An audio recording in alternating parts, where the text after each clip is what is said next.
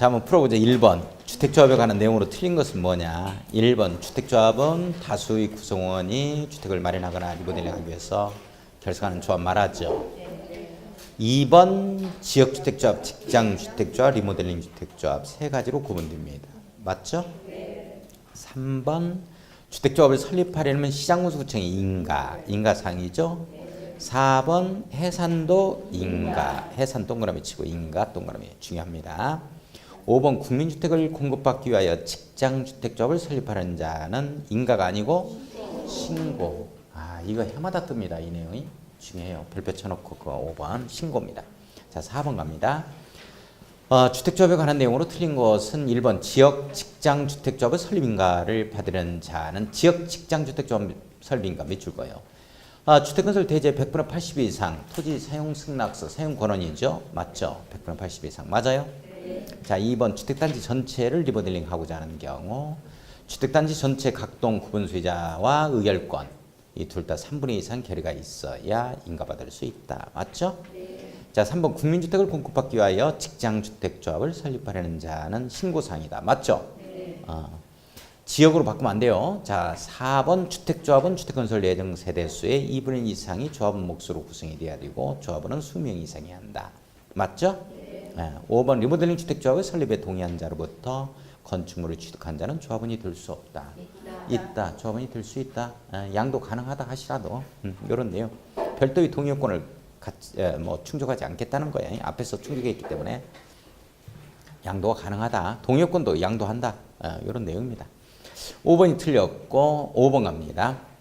지역주택조합의 조합원 자격 등에 관한 내용으로 틀린 것은 뭐냐 그랬는데 1번. 주택조합 설립인가 신청일로부터 해당 주택조합이 입주 가능일까지 주택을 소유하지 아니한 자는 조합원의 자격이 있다. 맞죠? 2번. 유예 1에서 투기과일지구다. 지역주택조합이니까 이 경우에는 설립인가 신청의 1년 전의 날부터를 말한다. 맞아요? 3번은 전용면적 85제곱미터 이하의 주택을 한채 소유한 세대주인자. 여자도 조합원의 자격이 있다. 맞죠? 자, 4번에 6개월 이상 거주해온 자여야 한다. 맞아요? 이것도. 자, 5번. 국민주택을 공급받기 위하여 설립 신고하는 지역주택조합의 경우에는 무주택자여야 한다. 이게 틀렸어요. 이건 직장주택조합에만 해당 사항이지 지역주택조합에는 이 내용이 없어요. 직장주택조합에만 해당 사항이에요. 5번이 틀렸어요. 국민주택을 공급받기 위하여 설립 신고하는 직장주택조합의 경우입니다. 이때는 완전 무주택자여야 한다. 5번이 틀렸다. 자, 6번. 지역 직장주택조합 설립인가를 받은 후에는 조합원을 교체하거나 신규로 가입하게 할 수가 없죠. 다만 다음의 경우는 교체 및 신규 가입이 가능한데요. 조합원이 죽어버렸어요. 사망. 신규 가입하죠. 자, 2번. 조합원 사업계획 승인 이후에 입주자로 선정된 지 양도 가능합니다. 자, 투기과일지구 등에서는 전매가 제한되는 경우만 제외되고요. 자, 3번. 조합원 수가 주택건설 예정 세대수의 2분의 1 미만이죠. 2분의 3분의 1 미만이 아니고 3번이 틀렸네. 4번은 조합원이 무자격자로 판명되어 자격 상실했다. 자, 5번. 주택건설 예정 세대수가 변경되어 조합원 수가 변경된 세대수의 2분의 1 미만이 되는 경우다. 2분의 1 미만이니까 맞고. 자, 7번 갑시다. 주택조합 등에 관한 내용으로 틀린 것은 뭐냐? 1번. 주택조합과 등록사업자가 공동으로 사업을 시행하면서 시공할 경우. 자, 등록사업자는 시공자로서의 등록사업자 네모일까요? 시공자로서의 책임뿐만 아니라 자신의 규칙사유에 대한 손해배상 책임이 있다 하는 것은 등록사업자에만 기울되고 있다라고 얘기했죠? 주택조합은 해당 사항이 없고. 자, 2번. 주택조합은 그 구성을 위하여 건설하는 주택을 그 조합원에게 우선 공급한다. 맞아요? 3번. 투기과일지구에서 지역주택조합의 구성원을 선정하는 경우에는 신청서의 접수 순서에 따라서 조합원의 지위를 인정할 수는 없다. 맞죠? 투기방지조모입니다. 투기과일지구 밑줄 지역주택조합 이렇게 나와야지 이걸 직장주택조합으로 바꿔버리면 틀려요 또. 자, 4번. 주택조합은 설립인가를 받은 날부터 2년 이내에 사업계획 승인을 신청해야 한다. 맞죠? 자, 5번. 주택조합은 등록사업자가 소유하고 있는 토지를 매입하게 할 수 있도록 하면 등록사업자가 이게 투기 들어간다니까 현대건설이 지역주택조합은 지가 모집해버려요. 반드시 조합원 몫이 돼야 되기 때문에 매입이 안 돼요. 다만 경공매를 통해서만 매입이 가능하다 이렇게 나와 있죠. 안 됩니다. 자, 그 다음에 좀 다른 걸 좀 보겠습니다. 지금 어디 가느냐? 자, 우리 책을 한번 봐요. 책에 지금 다른 거 볼 거 없고 제가 지금 보자는 것만 봐야 돼. 759쪽 갑니다. 759. 759 봤어요? 잠깐만요. 여기 봐요. 다시 한번 갑니다. 다시 복습해요. 자, 현대건설이 800세대의 아파트를 갖다가 성성지구에서 짓겠다 이렇게 된 거예요. 자, 이 H건설 회사를 뭐라고 표현하냐면 사업주체 이렇게 표현합니다. 사업주체 이렇게 표현하죠. 자, 사업주체는 건축법의 허가에 해당이 되어 있는 여기에서는 주택법은 사업계획 승인을 받자 이렇게 되어지죠. 자, 그래서 착공을 해야 되는데 착공 몇 년 내 착공? 5년 내 착공. 5년 내 착공한다 이렇게 되어 있고. 그래 준공을 하게 되면 사용 승인이야, 사용 검사야. 사용 검사 받자 이렇게 되어지죠. 이렇게. 자, 이렇게 되어지는데 제가 어떤 얘기를 했냐면 우리 30채 이상에서는 사업계획 승인 받자 집단 건설이니까. 그다음에 30채 미만은 건축법에 허가받고 짓는 거고. 제가 이런 얘기를 했어요. 그렇죠? 네. 그러면 지금 오른쪽을 딱 보면 반가로 3번에 하단부에 보니까 사업계획 승인 제외사항 찾았어요? 네. 그거에 밑줄 한번 그어봐요. 그러면 사업계획 승인 제외사항 그랬으니까 사업계획 승인 받는다 안 받는다? 안 받지? 네. 그러면 지금부터 지을 때는 사업계획 승인 안 받고 어떻게 지어야 돼? 허가받고 짓는다 이렇게 대답하는 거예요. 밤에 살살 지어? 아무도 모르게? 얼른 펜타곤 같은 저런 걸 지어버릴까? 아니 펜타곤이 뭐야 이거? 펜타포트라고 하나? 자, 한번 보겠습니다. 그 밑에 한번 보면 국토개입법률에 따른 도시지역 중 상업지역이 네모 딱 엮고. 그런데 거기에 유통상업지역은 제외한다 이 말 나와요? 네. 유통상업지역은 단독주택, 공동주택, 이 물류센터에 있는 부분이거든. 지을 수가 없어. 단독주택, 공동주택을 지을 수가 없기 때문에 그건 제외한다 이렇게 나와. 또는 준주거 지역에서 준주거 지역 네모였고 주거 기능에 상업 업무 기능이 플러스되는 땅값 비싼 곳이죠. 그러면 잠깐이 어떻게 잡냐면 상업지역과 준주거 지역이다 하면 땅값 비싼 곳이다 이렇게 잡는 거예요. 여기에서 300세대 미만의 주택과 주택 유효시설을 동일 건축물로 건축하는 경우 쭉 밑줄 그어놓고 이 주택과 주택 유효시설 뭐 상가다 또는 업무시설이다 막 이런 것들과 함께 지을 수 있거든. 이런 걸 우리가 주상복합 이렇게 표현하잖아요. 그래요 안 그래요? 그러니까 우리 주상복합은 대체로 보면은 펜타포트도 그랬겠지만 아파트 평당 분양가가 비싸요 싸요? 비싸지. 비싼 이유가 이렇게 상업지역에 들어오니까 그래. 그리고 이 건축 행위를 할 때 일단 건축비가 좀 많이 든다 이렇게 생각을 해주시면 돼요. 건축하는 경우로서 잘 봐야 돼. 이 주상복합을 건축하는 경우로서 이렇게 해석하면 되는데 세 번째 줄 잘 봐요.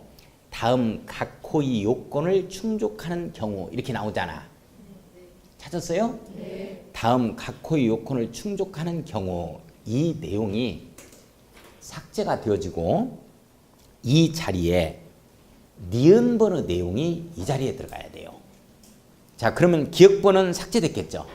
기억번호 없어졌어요. 기억번호는 삭제 이렇게 써놔. 밑에 기억번호는 삭제 이렇게 써놓고 자, 그러면 니은 번호 내용 봐요.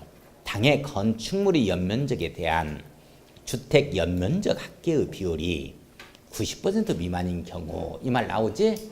쭉 밑줄 그어놓고 이것은 10% 이상이 상가 연면적에 해당이 될 때 이런 뜻이야. 상가가 좀 차지하고 있는 면적이 좀 넓을 때 이렇게 해석해요. 자, 이 말이 어디에 들어가야 되냐면 세 번째 줄에 나오는 다음 각 호의 요건을 충족하는 경우 이 자리에 그 말이 니은번의 내용이 들어가야 돼. 지금 어떻게 했는지 아시겠어요? 자, 그러면 제가 한번 다시 읽어볼 거예요. 세 번째 줄부터 다시 읽을 거예요. 제일 위에 세 번째 줄. 동일 건축물로 건축하는 경우로서 당해 건축물의 연면적에 대한 주택 연면적 합계의 비율이 90% 미만인 경우와 찾았나요? 네. 세 번째 줄 끝에 농어촌 주택개량 촉진법에 의한 농어촌 주거 환경 개선 사업 중 농업협동조합 중앙위가 조달하는 자금으로 시행하는 사업에 대하여는 이를 밑줄 그어요. 사업계획 승인 내서 대상에서 제외한다. 밑줄 그어요. 주택법에 의해서 주택건설을 하지 않겠다 하는 내용이요. 밑줄 그어놨어요? 네. 자, 그러면 이 내용이 어떤 내용이냐면 이렇게 잡아가. 큰 틀로. 목동의 하이페리온, 그 다음에 도곡동의 타워팰리스 있잖아요. 이건 주택법에 의해서 사업계획 승인 받아 지은 게 아니에요. 건축법에 허가받아 지은 겁니다. 이거. 주택법에 의해서 사업계획 승인 받으면 주택법에 의해서 이렇게 공급해야 되고 입주자 모집해야 되고 3자녀 이상한테 우선 공급 들어가야 되고 막 그래. 특별 우선 공급. 그리고 주택법에 의해서 또 그때 당시 관리를 했고 이렇게 됐었는데 예를 들어서 그런 것들을 갖다가 주택법에 의해서 입주자 모집을 했어요. 1순위, 뭐 3자녀 이상, 뭐 그 다음에 유공자, 뭐 이런 자들을 특별 우선 공급하고 1순위에서 당첨을 받았어. 내가 받았다고 해봐. 계약금이 13억이요. 주택 가격이 이게 55억에 분양되고 막 그랬어요. 60억에 분양되고. 그 계약금이 13억을 갖다가 계약금을 내라는 거예요. 2주 후에. 좋아해야 돼. 뭐 해야 돼. 웃어야 돼. 뭐 해야 돼. 1억 3천도 많아 죽겠는데 계약금이. 1,300만 원도 많다. 13억의 계약금이 이걸 내라는 거예요. 어떻게 내요? 내가 주택법적으로 오는 게 아니야. 전부 다 주상복합들, 고가들 전부 다 건축법에 의해서 허가받고 건축법에 의해서 그냥 분양들 한다 이렇게 생각하면 돼. 자기네들이. 내용 이해 가요? 네. 1순위, 2순위 해가지고 무슨 청약예금 600만 원 이상 가입한 자 이런 거 없습니다. 그런 거. 그런 거 해서 분양가 55억짜리 어떻게 당첨받아가 어떻게 내냐고 그걸. 55억은 로또 복권이 5-6번 돼야 돼. 그것도 안 쓰고. 맨날 5천원짜리만 돼도 5천원짜리만 되는데 언제 그게 10억짜리가 되었어 1등이. 넘어갑니다. 그냥. 넘어가서 760쪽을 보면 제류에 분할하여 시행하는 경우 밑줄 그어놓습니다. 분할한 구역별로 주택건설 기준을 적용하지 않겠다. 전체를 하나의 대지로 봐서 주택법 기준을 적용하겠다. 이런 내용입니다. 지금. 자, 이에 따른 주택건설 규모를 산정함에 있어. 밑줄 그어야죠. 주택건설 규모를 산정함에 있어 동일한 사업주체가 현대건설이 혼자서 일단의 주택단지를 수개의 구역으로 분할하여 주택건설을 하는 경우 성성지구에서 1지구, 2지구, 3지구 이렇게 분양하는 경우 전체 구역의 주택건설 호수 밑줄 긋죠. 이 세대수의 규모를 주택건설 규모로 산정해야 한다. 이렇게 나오죠. 전체를 봐서 하나의 주택법 기준을 적용하자 이런 내용. 이 경우 동그라미 치고 주택의 건설 기준, 부대시설, 복리시설, 어린이 놀이터라든지 관리사무소 이런 것들을 설치하는 기준과 대지 조성 기준의 적용에 있어서만큼은 전체 구역을 하나의 대지로 봐서 적용 의무라든지 이런 것 등의 의무를 적용한다 하는 내용입니다. 전체 구역을 하나의 대지로 본다. 밑줄 그어요. 그래서 그 전체 하나의 중앙공원 해가지고 거기에 적용을 한꺼번에 해놓을 수도 있다. 자, 그 다음에 넘어갑니다. 넘어가서 어디를 넘어가냐면 쭉 넘어가면 다른 거 놓아두고 쭉 넘어가서 768쪽 768 갑니다. 768쪽 한번 봤어요? 768쪽 다른 거 놓아두고 제일 밑에 봐요. 양가로 3번 공동주택 성능 등급의 표시 해가지고 나오죠. 선생님들 찾았나요? 그 내용 한번 보겠습니다. 그 내용을 한번 봐요.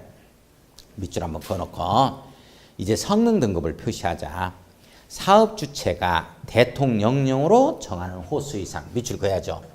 대통령령으로 정하는 호수 이상 이게 1,000세대 이상입니다. 1,000세대 이상이라고 써요. 요거 이제 주택관리사들한테는 관리사 시험 문제는 좀 나왔던 거고 우리 공인중개사에는 시험 문제 안 나왔던 건데 한번 보는 거예요. 그래서 예전에 만들어진 건데 사업주체가 대통령령으로 정하는 호수 이상의 1,000세대 이상의 공동주택을 공급할 때에는 주택의 성능 및 품질을 입주자가 알 수 있도록 자 오른쪽 위에 맨 위에 공동주택 성능에 대한 등급을 발급받아 밑줄 그어요. 공동주택 성능에 대한 등급을 발급받아 밑줄 국토교통부로 정하는 방법으로 입주자 모집 공개 표시해야 된다. 입주자 모집 공개 표시한다. 밑줄 긋고 밑줄 그었어요? 자, 1, 2, 3, 4, 5 딱 한번 묶어요. 자, 1번을 보면 경량 충격음, 중량 충격음, 화장실 소음, 경계 소음 등 소음 관련 등급 밑줄 그어요. 소음 관련 등급. 자, 여기에서 소음 관련 등급은 뭘 이해하냐면 건축물 내부에 있어서의 소음입니다. 그러니까 우리 아파트 단지가 보니까 대로변에 있어. 또는 자동차 전용도로 고속도로변에 있어요. 또는 철길 KTX가 지나가요. 바로 옆에. 그러면 소음을 일으킨다고. 이런 소음은 소음 관련 등급이 아니에요. 그건 환경 관련 등급 쪽으로 봅니다. 밑에 3번 봐요. 끝에 보니까 환경 관련 등급 이렇게 나오죠? 거기 외부 소음은 지금 나와 있지 않은데 이 부분이 환경 관련 소음 쪽으로 가. 내부 소음을 얘기하는 거지. 여기 소음 관련 등급은 외부 소음은 환경 관련 등급 쪽으로 갑니다. 그 말 이해해요? 무슨 말인지? 자, 그러면 1번에 경량 충격음, 중량 충격음 막 이런 말 있죠. 뭐 이걸 전문적으로 뭐 우리가 알 건 없어요. 뭐 55dB이다, 52dB이다. 이걸 기준으로 해서 뭐 경량이다, 중량이다. 뭐 이런 얘기도 하고 우리가 중량이다 이렇게 되어지면 머릿속에 잔향이 남는 겁니다. 굉장히 불쾌해요. 쿵쿵쿵쿵 거리는 소리, 애들이 뛰어다니는 소리, 마늘 찢는 소리 있죠. 쿵쿵쿵. 이런 것들 잔향이 머릿속에 남아가지고 굉장히 불쾌한 이 소리가 바로 중량 충격음. 그러니까 경량 충격음 같은 경우는 잔향이 안 남아. 바로 이제 없어집니다. 근데 이제 중량은 좀 그렇죠. 그래서 침대에서 마누라 집어 던지는 소리가 이제 중량 충격음이고 냈다 전화기 때려 부수는 소리가 경량 충격음. 쨍 하고 말지. 소음 관련 등급에서 밑줄 그어놓고 소에 동그라미 치고 2번에 끝에 구조 관련 등급 나오죠. 밑줄 그어놓고 구에 동그라미 쳐요. 리모델링 등에 대비한 리모델링 용이롭게 하는 그러한 구조 관련 등급에서 구자 동그라미 한번 치고 3번을 보면은 환경 관련 등급 밑줄 환에 동그라미 치고 4번에 CCTV 막 이런 것들 많이 설치되어 있죠. 요건 생활환경 관련 등급에 해당이 됩니다. 자, 밑줄 그어놓고 생자에 동그라미 치고 5번은 화재 소방 관련 등급 이렇게 나오죠. 밑줄 그어놓고 화에 동그라미 치고 요즘에 화재 소방 관련 등급 해가지고 대피 공간도 좀 갖추고 이런 것들 많이 나오죠. 그런 것들 갖췄나 이런 것들도 이제 보는 거야. 등급으로 따지는 거야. 그래서 첫 글자 한번 딱 따서 소구한 생화 이렇게 한번 잡아가 볼 건데 결론적으로 거기에는 안전 관련 등급이라는 말이 있어요 없어요? 안전 관련 등급이라는 거야. 안전 관련 등급은 주택 성능 등급이 아니라는 거. 이런 내용은 없다. 구조 관련 등급은 일단 성능급에 해당이 되는데 안전 관련 등급이다. 이런 내용은 없다는 거. 자, 한번 따라서 한번 해봅시다. 소구한 생화. 소음 관련 등급. 소구한 생화. 구조 관련 등급. 소구한 생화. 환경 관련 등급. 생활환경 관련 등급. 소구한 생화. 화재 소방 관련 등급. 나머지 놓아두고 나머지는 이제 제가 다 합니다. 자, 771쪽. 771쪽에 제일 밑에 양가로 9번 가요. 양가로 9번에 가면 간선시설의 설치 및 비용 상환 이렇게 나와주죠. 밑줄 한번 그어놓고 잠깐만 이제 간선시설이 뭐냐 하는 거지. 자, 간선시설이 이걸 간선시설이라고 그래. 우리 아파트 단지가 들어오는 걸 보면 여기에 도로가 있고 도로 밑에 이제 상하수도도 있고 상하수도 그 다음에 전기시설이 그 다음에 통신 그 다음에 가스 그 다음에 난방 지역 난방이다 지역 난방이겠죠. 이런 것 등이 쭉 밑으로 해서 관로를 통해서 또는 공동구를 통해 설치가 되어 있어요. 그러면 아파트 단지가 들어오는 걸 보면 바로 도로변 옆에 들어오는 건 없지. 땅값 비싸니까 조금 저쪽에 있는 임야를 밀어버려 가지고 여기 아파트 단지가 조성되잖아요. 그렇죠? 그래서 이제 이 규모가 좀 클 때는 이걸 이어주는 시설이 필요하다고. 이걸 간선시설이라고 그래. 그 규모가 얼마가 되느냐? 이 100호 이상 이렇게 단독이 됐든지 공동이 됐든지 또는 대지 조성되는 이 면적이 5,000평 이상이어야 돼. 5,000평. 자, 5,000평이니까 우리 법정 용어로 고쳐보면 16,500이 되지. 500제곱미터가 되는 거예요. 요 이상 대지조성 사업을 한다. 주택건설이나 이렇게 한다 할 때는 이걸 이어주는 시설이 필요해. 이걸 이어주는 시설이 필요하다. 기존에 있었던 기반시설하고 이렇게 주택단지 앞까지 경계까지 이렇게 이어주는 시설이 필요한데 이런 시설을 이렇게 이어줘야 되는데 그런 걸 간선시설이라 그래 이게. 근데 포인트는 뭐냐면 이 간선시설 중에서도 요거 끝에 나오는 세 가지 있어. 끝에 나오는 세 가지. 이 통관안이 있어. 이 끝에 나오는 세 가지는 끝에까지 가. 끝에까지. 이거 대단한 거야? 끝에까지. 이렇게. 따라서 이 세 가지는 주택단지 내에 있는 기간시설을 포함한다 하면 맞는 말이야 이게. 세 가지만. 그런데 이런 것 등에 포함한다 하면 또 틀리는 말이야. 그래서 이제 요건 지방자치단체가 설치하고 요거는 이제 이게 설치하려면 전기시설 같은 경우에 이런 경우는 이제 우리 비용 부담이 좀 문제가 되어질 거야. 그래서 이제 어떤 내용들이 기울어지고 있느냐 한번 보자고. 그런 내용에 대해서. 자, 한번 보겠습니다. 설치 의무 보겠습니다. 사업 주체가 밑줄 한번 그어놓고 대통령령으로 정하는 호수 이상 밑줄 그어요. 이게 100호 이상이요. 100채 이상 이렇게 해석하면 돼. 100호 이상 주택건설 사업을 시행하는 경우 넘어가요. 자, 대통령령으로 정하는 면적 이상 밑줄 그어놓고 5,000평. 5,000평이면 16,500제곱미터야. 16,500제곱미터 대종 사업을 시행하는 경우 다음 각 호에 해당하는 자는 각각 해당 간선시설을 설치해야 된다. 그에 해당하는 자가 의무자예요. 밑에 나오는 동그라미 2번 의무자 이렇게 나오죠? 이 자가 이제 설치 의무자예요. 다만 제1호에 해당하는 시설로다 이렇게 나오죠. 제1호에 해당하는 시설 이렇게 나와요? 죄송합니다. 규정을 못 봐서 제1호에 해당하는 시설이 아니고 그 의무자에 보면 동그라미 기역번 봐요. 지방자치단체 땡땡 도로 및 상하수도 시설 이렇게 나오잖아요. 그걸 얘기하는 거야. 기역번을 얘기하는 거야. 그러니까 기역번에 해당하는 시설로서 도로 및 상하수도에 해당하는 시설로서 이렇게 해석하면 되겠죠? 동그라미 기역번에 해당하는 시설로서 즉 도로 및 상하수도 시설로서 사업주체가 주택건설 사업계획 또는 대지조성 사업계획에 포함하여 설치하는 경우에는 지방자치단체가 설치할 필요 없고 사업주체가 직접 설치할 수 있다 이런 내용이요. 해석할 수 있겠어요? 지방자치단체가 원칙 설치해야 되잖아. 그러나 사업주체가 이렇게 계획에 포함해서 설치할 수도 있다 하는 내용이야. 도로 상하수도를. 자, 우선 설치 대상 등.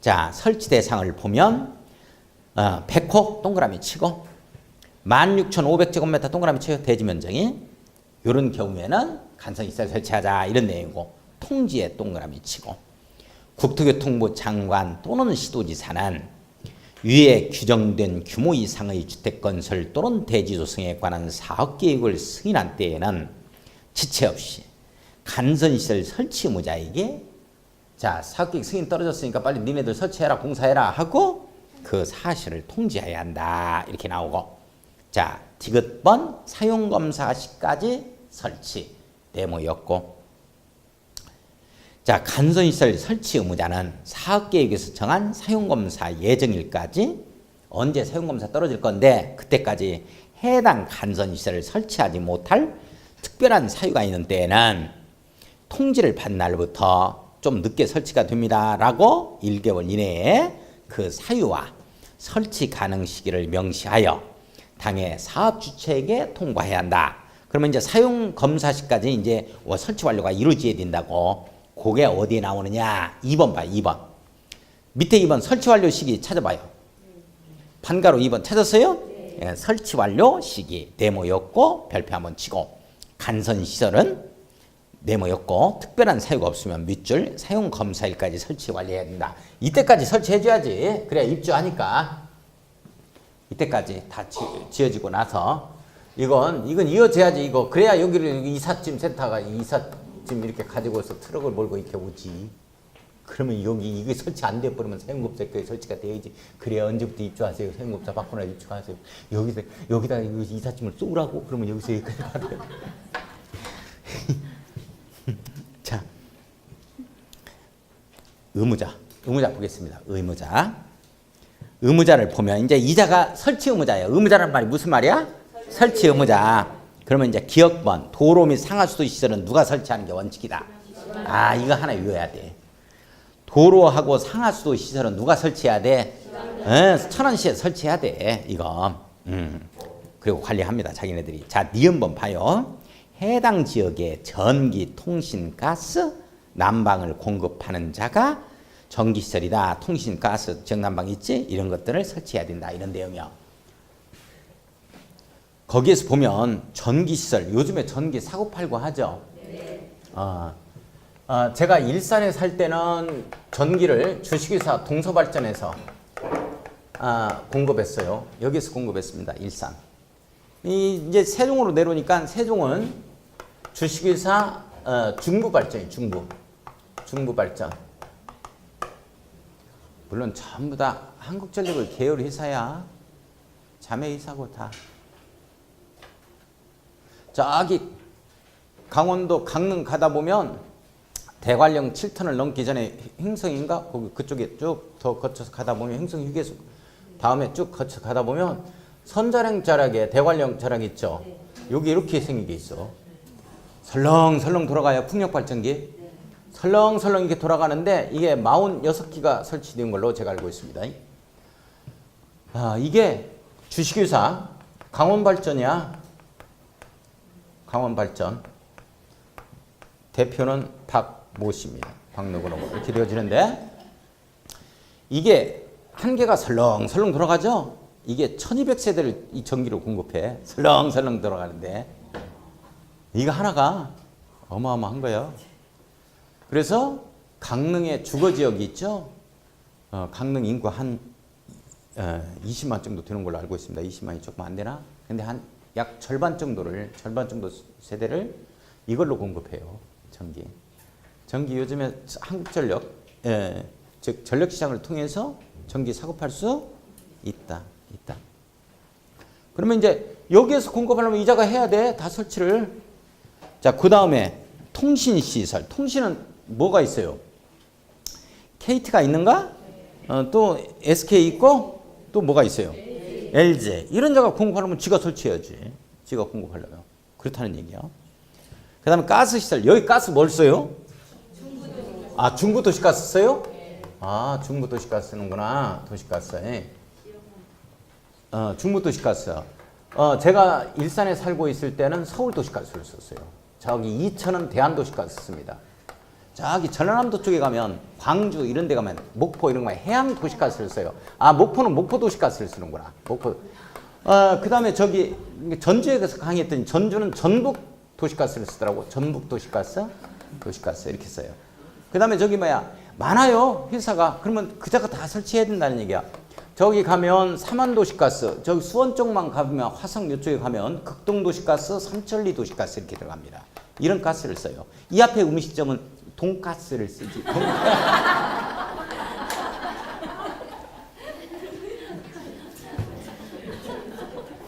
이거 수준 낮은 게 근데 웃네.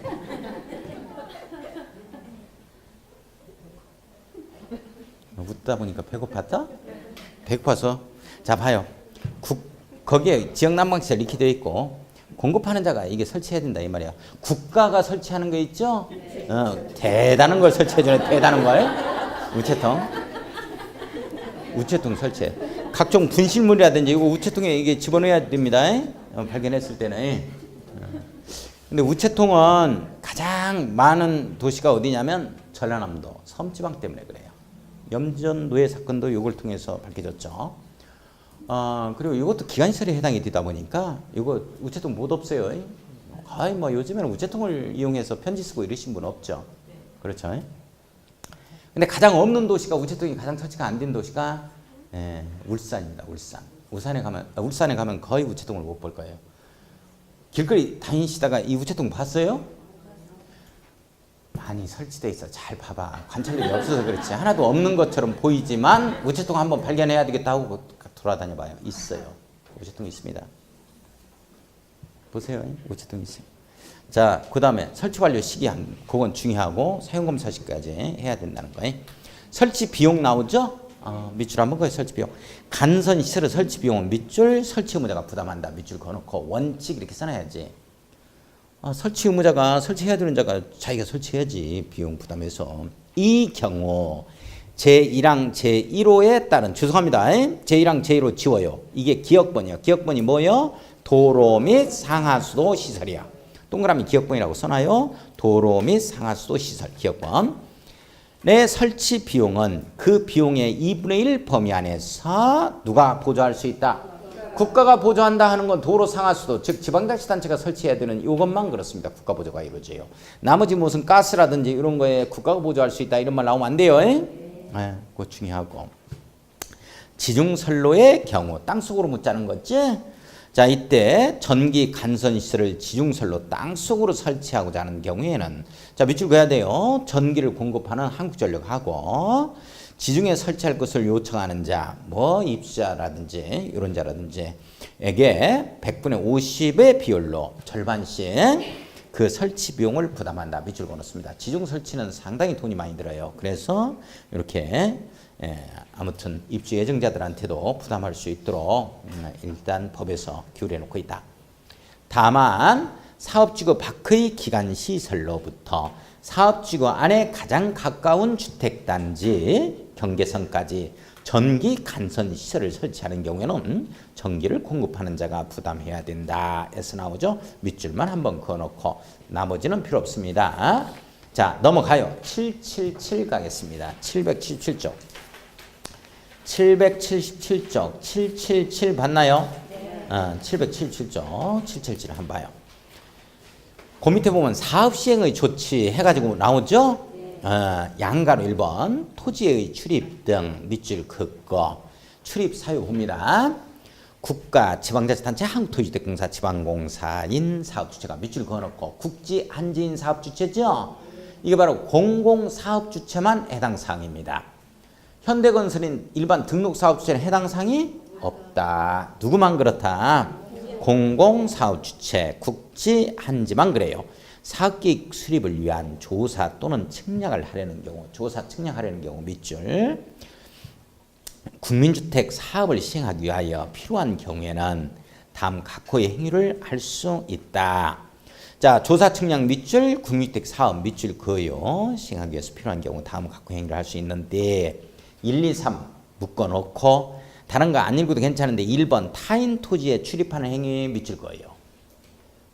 어떻게 해석하면 되냐면 국지 한지인 사업주체는 조사, 측량 등을 위해서 타인 토지에 출입하는 행위 등을 할 수 있다. 이렇게 이해하는 거예요.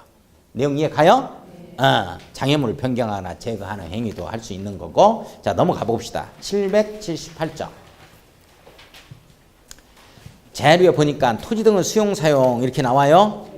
의 보니까 별표 딱 치고 사업주체가 이거 잘못 나왔어요. 앞에 공공 이렇게 써놓고 공공사업주체가 이 말은 밑줄 두 줄 긋고 다시 한번 국지 한지인 사업주체가 이렇게 해석해요.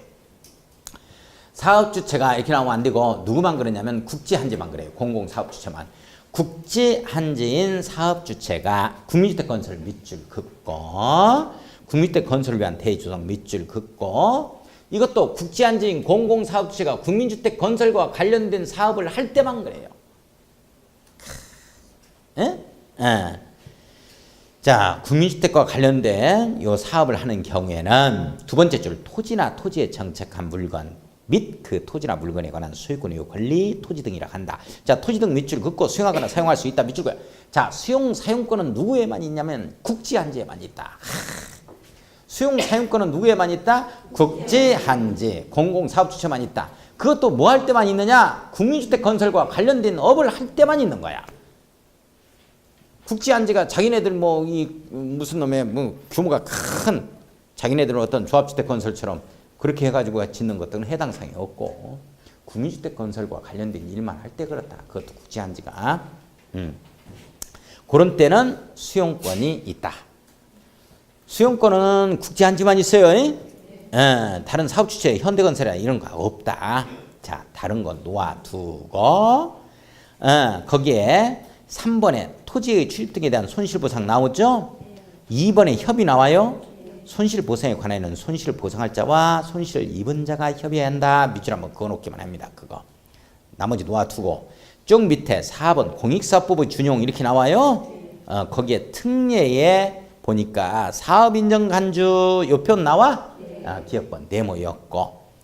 자 밑에 보면 세 번째 줄 사업인정을 찾았어요. 세 번째 끝에? 사업인정 네모 사업계획 승인으로 본다. 밑줄 두 줄 서로 연결. 우리 국제안지가 국민택건설 등과 관련된 사업계획 승인을 딱 받아내잖아요. 받아내버리는 순간 국제안지는 이 땅을 수용할 수 있는 힘이 생겨. 이렇게 내용 됐어요? 자 그거고 그 정도.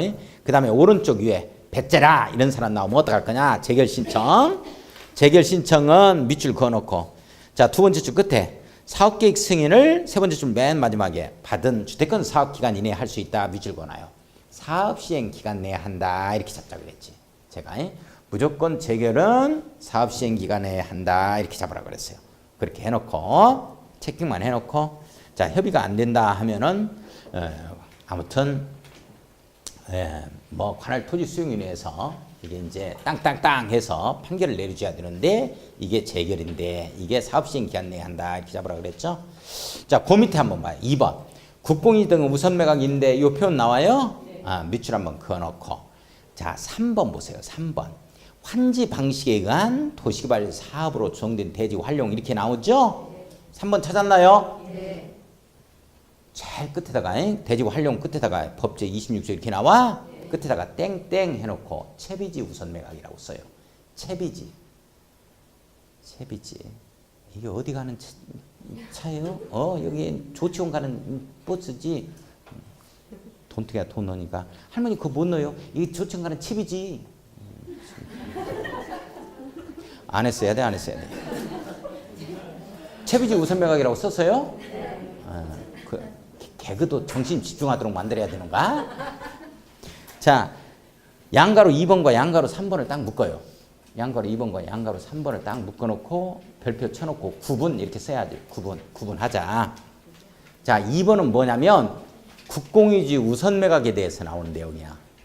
그 다음에 밑에 나오는 3번은 뭐냐면 채비지 우선 매각이라고. 이 두 개가 구분이 돼야 돼. 지금 뭘 공부하는지 알겠어요? 네. 국공유지 우선 매각 위에 거는 밑에 거는 채비지 우선 매각이라고. 이 내용이 바꿔주면 돼요? 안 돼요? 안 돼요. 예. 그런데 내용으로 보면 바꿔줘야 맞을 것 같아. 그래서 잘 보라고. 그리고 이제 환매한다 하는 환매권 행사는 국공유지 우선 매각에서 있는 내용들이요. 채비지 우선 매각에 그 말이 걸리면 안 돼. 지금부터 한번 보겠습니다. 자, 국공유지 우선 매각 임대 먼저 볼 거예요. 사유 보겠습니다. 국가 또는 지방자치단체는 그가 소유하는 토지 쭉 밑줄 거예요. 국가나 지방자치단체 그가 소유하는 토지까지 밑줄 거예요. 여기까지 한 단어로 압축 표현하면 국공유지 이렇게 써야지. 국공유지라고 한번 딱 쓰고 국공유지를 매각하거나 임대할 때 다음 각 호의 어느 하나의 목적으로 그 토지의 매수 또는 임차를 원하는 자가 있으면 그에게 우선적으로 자 밑줄 거예요. 우선적으로 그 토지를 매각하거나 임대할 수 있다. 밑줄 거예요. 자 국공유지 우선 매각 임대에 대해서 지금 한번 보는 겁니다. 자 국공유지 우선 매각 임대 사유가 나오고 있어요. 1, 2, 3 묶어놓고 사유 국공유지 우선 매각 사유입니다. 또는 임대 사유죠. 1번 보세요. 1번 국민주택 규모의 주택 밑줄 그어야죠. 국민주택이요. 국민주택 규모의 주택이요. 국민주택 규모의 주택 무슨 뜻인지 아시겠어요? 전용면적 얼마? 그래 85제곱미터 이하의 주택을 얘기하지. 전용면적 85제곱미터 이하의 주택을 자 50% 이상으로 건설한 주택 건설입니다. 밑줄 그어요. 그러니까 85제곱미터 이하의 주택을 절반 이상 짓겠다 하면은 그자에게 국공유지를 우선 매각하거나 임대할 수 있다. 이런 내용이요. 내용 돼요? 네. 2번에 주택조합이 건설한 주택건설 밑줄 그어놓고 조합주택건설입니다. 가로 열고 지역주택조합과 직장주택조합이 있었죠. 리모델 주택조합 해당사가 없어요. 자 지역주택조합과 직장주택조합이 있었어요? 괜히 물어봤지 말도 안 되는데. 조합주택건설이라고 써놔. 2번은 조합주택건설 그냥 조합주택건설 가로 열고 그 내용이요. 자 국민주택이야 국민주택 규모의 주택이야. 요걸 50% 이상 건설할 때야. 이걸 국민주택으로 바꾸면 안 돼요. 그 다음에 조합주택 건설이지. 이런 자가 있다 하면 그 자한테 국공유지를 우선 매각하거나 임대할 수 있다. 자, 3번을 보면 제1호와 2호 주택 건설하기 위한 대의조성 할 때도 마찬가지다. 꼭 주택 건설만 해당 사항은 아니고 이자한테 우선 매각하거나 임대할 수 있다. 2번 봐요. 환매하거나 임대계약 취소. 환매 동그라미 임대계약의 취소 네모. 환매한다, 임대계약 취소한다는 내용은 어디에만 나온다? 국공유지 우선 매각에만 나온다. 내용 이해 가요? 자, 밑에 갑니다. 국가 또는 지방자치단체는 밑줄 긋고 국가 또는 지방자치단체로부터 토지를 매수하거나 임차한 자가 그 매수일 또는 임차일로부터 2년 이내입니다. 자, 2년 이내 동그라미 치고 조그만하게 별표 치고 국민주택 규모의 주택 밑줄 조합주택 건설하지 아니하거나 밑줄고요. 주택 건설을 위한 대의조성 사업을 시행하지 아니하는 경우에는 자, 환매하거나 임대계약 취소할 수 있다. 밑줄 두 줄. 결론적으로 몇 년 내 사업 안 하면 2년 내 안 하면 환매하거나 임대계약 취소한다는 말은 채비지 우선 매각에서 나오죠. 국공유지 우선 매각에서 나와. 임대. 국공유지 우선 매각 임대에서. 내용 이해 가요? 번지수 잘 찾아야 돼요. 자, 양가로 3번 채비지 우선 매각 한번 가봅니다. 여기에는 뭐 환매한다 이런 말 여기에 걸려버리면 안 돼요. 잘 보세요. 사업주체가 이렇게 돼 있어요. 사업주체가 국민주택 용지에 내모여야지. 국민주택 용지는 국민주택 건설을 위한 대지 땅입니다. 쓸 수 있는 땅이죠. 그러니까 이건 국민주택이라고. 국민주택이야 이건. 채비지 우선 매각에서는. 그러니까 국공유지 우선 매각이 국민주택으로 나올 것 같지? 채비지 우선 매각에서 국민주택이라는 말이 나와. 무슨 말인지 이해 가요? 네. 이걸 국민주택 용지 이렇게 나와야지. 국민주택 규모의 주택 용지 이렇게 바꾸면 또 틀려. 네. 국민주택 용지 네모였고 조그만하게 별표. 사용하기 위하여 도시개발 사업 시행자 이제 조합입니다. 조합이 도시개발 사업 시행자 대가로 열고 대가로 닫고 세 번째 줄 중간에 도시개발 사업 시행자 이 조합에게 들어갔어요. 에게 찾았어요? 네. 채비지 매각을 요구한 경우 현대건설이 채비지 매각을 요구했어.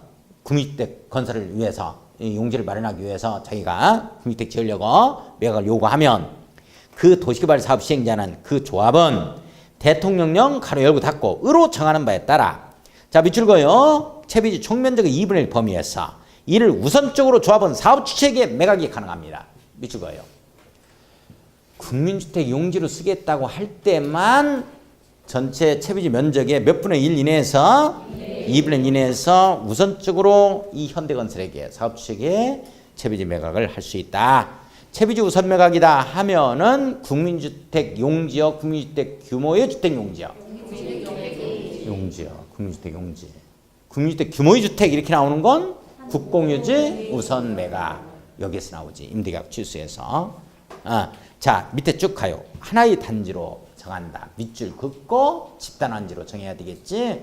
한쪽에다 못해야 된다고. 띄엄띄엄 떨어져 있으면 안 돼요.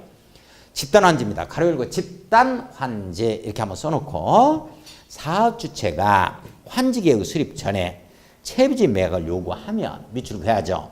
환지계획 수립 전에 채비지 매각을 요구하면 도시개발 사업 시행자는 사업주체에게 매각할 채비지를 그 환지계획의 하나의 단지로 정해야 한다. 밑줄 그어놓습니다.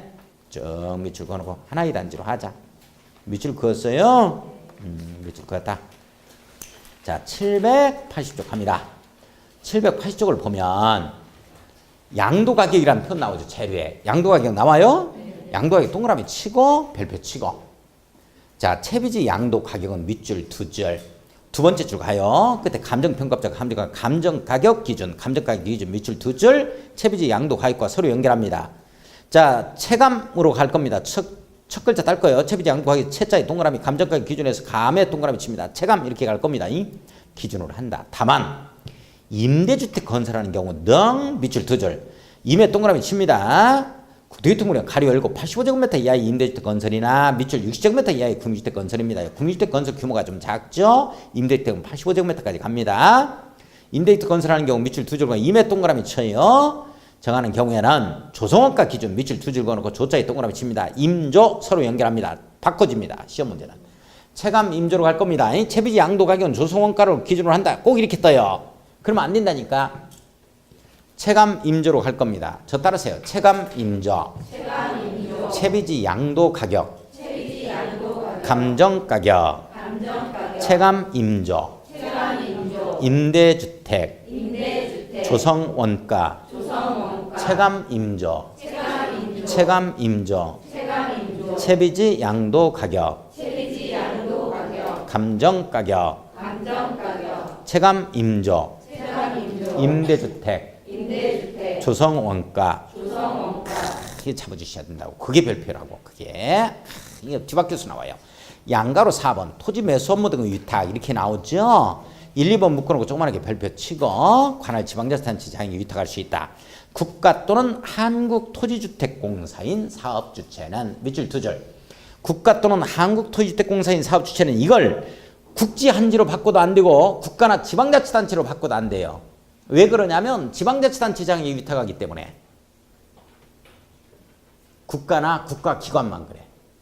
국가나 한국토지주택공사만. 국가 또는 한국토지주택공사인 사업주체는 주택건설 사업 또는 대종 사업을 위한 토지 매수 업무와 손실보상 업무를 대통령으로 정하는 바에 따라 관할 지방자치단체 장이 위탁할 수 있다. 토지 매수 업무 등을 이렇게 잡아가면 돼요. 지방자치단체 장이 위탁할 수 있다. 밑줄 긋고 누구하고 누구만? 국가하고 국가기관만. 한국토지주택공사만 그래. 이걸 국가, 지방자치단체, 한국토지주택공사, 지방공사로 바꾸면 또 안 돼요. 자, 위탁수수료 지급 이렇게 나오죠? 사업주체가 이 밑줄 그어놓고 이 국가나 한국토지주택공사인 사업주체만 그렇습니다. 국가나 한국토지주택공사만 그래요. 토지 매수 업무와 손실보상 업무를 위탁할 때에는 그 토지 매수 금액과 손실보상 금액의 100분의 2 네모에 넣습니다. 조그만하게 별표 치고 위탁수수료 밑줄 두 줄 지방자치단체에 지급해야 된다. 나와요. 자, 잠깐 여기 한번 봐주셔야 돼. 여기 한번 다시 여기 한번 봐야 돼요. 우리가 위탁수수료라는 게 있는데 우리 부동산 공법상 위탁수수료 나오잖아요. 위탁수수료다 하면 원칙입니다. 무조건 4%요. 100분의 4요. 이거 지급해야 돼. 이거. 그런데 예외로 100분의 2짜리가 하나가 딱 나와요. 원칙 이겁니다. 이거 100분의 4라니까. 처음 들어봐요? 위탁수수료? 100분의 4다. 근데 100분의 2짜리가 딱 한 번 나오는데 이 100분의 2짜리가 행정청 등의 행정청한테 이렇게 위탁할 때요. 그러니까 절반을 감면하는 거지 이게. 절반 깎아주는 거니까 어마어마하게 깎아주는 거예요. 절반. 자, 그래서 이때는 국가나 LH공사, 한국토지주택공사가 지방자치단체에게 위탁을 할 때 그렇다. 위탁을 할 때. 이때는 절반 깎아줘요. 절반. 감면하겠다 하는 거예요. LH공사입니다. 한국토지주택공사를 LH가 이렇게 제가 한번 써봤어요. 내가라고 읽는다 또. 지금 LH야 LH.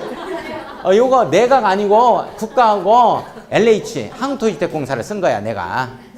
안 써도 괜찮고 책 보면 되지. 원칙은 이렇게 100분의 4고 똑같이 또 이게 쓰고 있어. 가지고 집에. 한국토지주택공사가 내가 지방자치단체 뭘 위탁해? LH야. 한국토지주택공사. 자, 그 다음에 놓아두고 할 것 없고 뭐 공부하는 거 아닙니다.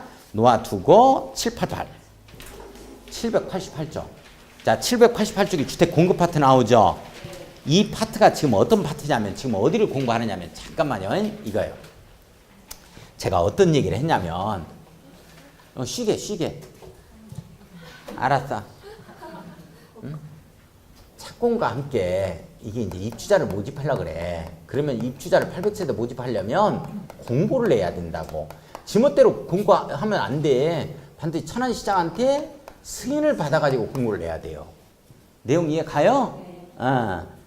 자, 여기서 이제 이게 입주자를 모집하는 거, 이게 주택 공급이야. 그래서 주택 공급 파트 그걸 공부를 하는 거야, 이게. 자, 그러면 이제 중요한 게 뭐냐면, 이렇게 제가 그랬어, 이거. 이 땅을 찍고 입주자를 모집하려면 이때까지는 매도 청구권 행사해서 3월 이후에 3개월 이후에 매도 청구권을 행사하지. 3개월 이후에 매도 청구권을 행사해서 쭉 100%에 있어서 대지 소유권을 확보해야 돼. 현대건설이. 소유권을 확보한 상태에서 뭐를 모집해야 된다? 입자를 모집해야 된다. 이렇게 되는 거예요. 자, 그러면 조금 쉬었다가 하겠습니다. 좀 쉬었다 하죠.